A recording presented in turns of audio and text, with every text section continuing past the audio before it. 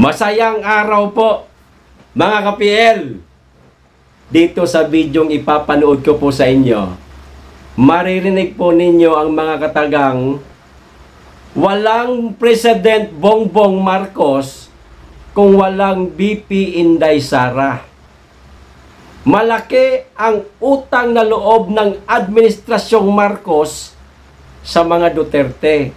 At ang pinaka masakit, mga ka-PL, ay ang ikaw ang pinaka walang hiyang naging Speaker of the House sa lahat ng naging Speaker. Ayon po yan kay dating PCSO Director at whistleblower na si Sandra Cam. Panuorin po natin ang video. At gigil na gigil po si Ate Sandra. Dumadami na po ang mga nagagalit kay Tambaloslos, mga ka-PL. Sa mga pinapanginoon, si Tambaloslos, hoy, gising, gising! O, ito na po ang video. Pero bago ko po simulan, magkikisuyo po muna sa mga hindi pa po nakasubscribe ng mga ka-DDS natin dyan. Baka naman at pakiclick na rin po ang notification bell para updated po kayong lagi sa lahat ng upload at huwag nyo pong kalimutan palike naman po sa video. Maraming salamat. Makikisuyo lang po.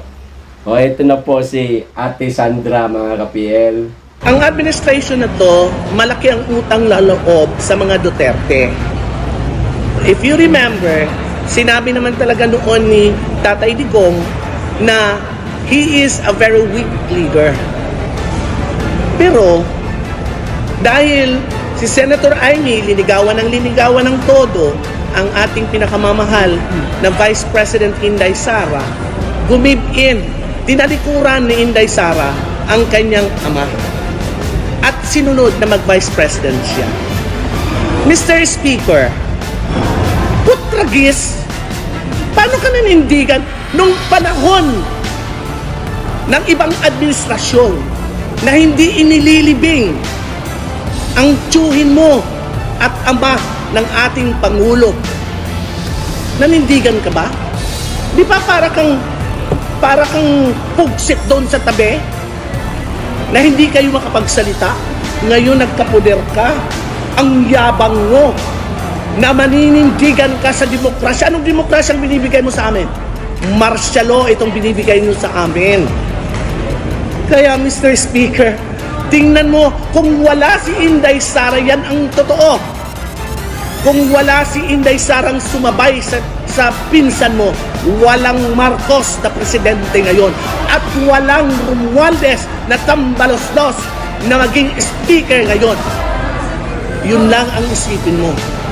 Tinago ni Pangulong Duterte sa mata ng sambayanang Pilipino ang pagpalibing sa libingan ng mga bayani dahil tatlong dekada, tatlong presidente na ang umupo, hindi na papalibing. Pero matigas din at matikas ang aming pinakamamahal na Presidente Rodrigo Duterte na itinago niya sa sambayanang Pilipino para lang maipalibing ang tiyuhin mo. Napakawalang hiya mo. Ikaw ang pinakawalang hiyang naging Speaker of the House. Tingnan mo, mga kakampi mo. Kagaya ni Congressman Lagman. Saludo ako dyan kay Congressman Lagman.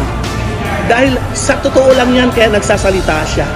Hindi siya papayag na magtsak-tsak ka dyan, magtanggo ka na lang para magburbaliktad ka. Huwag ka nang sumayaw ng tsak-tsak dahil hindi ka igi-iging tingnan pag nagsayaw ka ng tsak-tsak. Yun lang. Dinurog. Si Tambaloslos, mga ka-PL. Napakawalang iyamaw. Ate Sandra, sana dinagtungan niyo pa po na ang kapal ng mukha mo. Siya nga naman, mga ka-PL. Nasaan ba si Tambaloslos noong panahon na gustong ipalibing ng pamilya Marcos Si Apo Lakay sa libingan ng mga bayani. Nanindigan ba siya? Napanood ba natin sa balita na isa siya sa nakikipaglaban o sumama man lang sa pamilya Marcos para ipaglaban, manindigan na mailibing sa libingan ng mga bayani si Apo Lakay? Wala. Pero ngayon, ubod ng kaipalan itong mamang ito. Wala namang nagawa. Nung may palibing si Apo Lakay. Tapos ngayon, akala mo kung sinong magaling. Hindi na nahiya. Yung matandang Duterte, siya, ang humarap sa napakaraming batikos na bakit daw ipinalibing si Apo Lakay sa libingan ng mga bayani. Meron pang isang senador o dating senador na nagsasabi na ipapahukay niya raw kapag tuluyang naipalibing, pero wala rin namang nagawa. Wala ka namang nagawa, Speaker, sa pagpapalibing kay Apo Lakay sa libingan ng mga bayani. Tapos ngayon, ubod ka ng epal. Kapal lang mukha mo. Niloloko mo taong bayan. People's Initiative daw, di ba, mga ka-PL? Sigurado kayo? Sigurado ka, tambaluslos na People Initiative yan? Kasama kami? Na may gusto na amyendahan ang 1987 Constitution? Uulitin ko po, hindi ako tutol sa pag-amyenda sa 1987 Constitution kung etong economic provision lang. Pero props lang po nila ang economic provision, mga ka-PL. Pero ang pinakalayunin talaga nila ay ang political provision para lumawig pa ang termino nila. Kita nyo?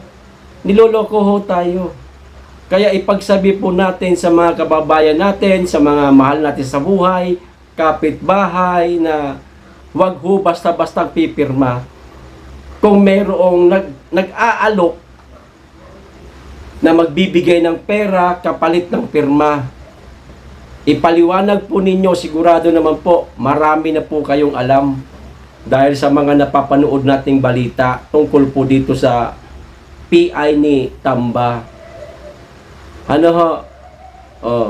Siya nga naman, sang-ayon po ako sa sinabi ni Ate Sandra na walang mauupo na isang Marcos ulit kung hindi dahil sa mga Duterte. Saksi ho tayo kung paano ibinangon ni Tatay Digong ang pamilya Marcos. Napakarami na po nating narinig. Isa na lang doon yung sinabi niya na kailangan pa natin ng isang Marcos. Na ang buong akala natin, mga ka-PL, etong kasalukuyang Pangulo na. Mali pala. Dapat pala si Senator Amy Marcos ang tumakbo sa pagkapangulo. Siguro mas mapapaganda ang ekonomiya at matutulungan niya ang taong bayan. Kasi si Senator Amy talaga ang pinaka-close in kay Apo Lakay. Kasi nga siya ang panganay at siya ang pinagkakatiwalaan sa lahat ng magkakapatid. Walang bukang bibig si Apo Lakay kundi Amy, wag mong pababayaan ang mga kapatid mo. Di ba, mga ka-PL? Sa pagsasadula ng pelikulang Made in Malacanang, diba? Ganun sila ka-close ni Apo Lakay. Kaya nakuha ni Senator Amy Marcos ang pag-uugali ni Apo Lakay na makabayan at mapagmahal po sa taong bayan. Hindi ko naman sinasabing hindi makabayan at hindi mapagmahal sa taong bayan si Bongbong Marcos. Pero di hamak po na mas malaki po ang puso ni Senator Amy kaysa sa kanya. Sana nga siya na lang ang naging presidente. sila ni Inday Sara nagtandem eh. Siguro, hindi magulo ngayon ang Pilipinas. Magulo na po ang bansa, sa totoo lang. Kaya sa mga nagpapanginoon, sumasamba kay Tambaluslos, gising-gising po mga kapatid. Ito, saksi na dumadami na ang nagagalit kay Tambaluslos. Hindi niyo ba napapansin? Bakit nangyayari na dumadami na ang nagagalit sa kanya? Kasi nakikita ho ang pagiging ganid niya sa kampangyarihan na halos ayaw niya nang bumaba. Gusto talaga nilang isulong ang People's Initiative para palawigin ang kanilang termino. Hindi ganun. Bigyan natin ng karapatan ang ibang politiko na baka mas magaling pa sa inyo. Di ho ba, mga kapiel? Hanggang dito lang po. Maraming salamat. Mag-iingat po kayong lagi. At higit sa lahat, mahalin po natin ang Pilipinas. Be blessed.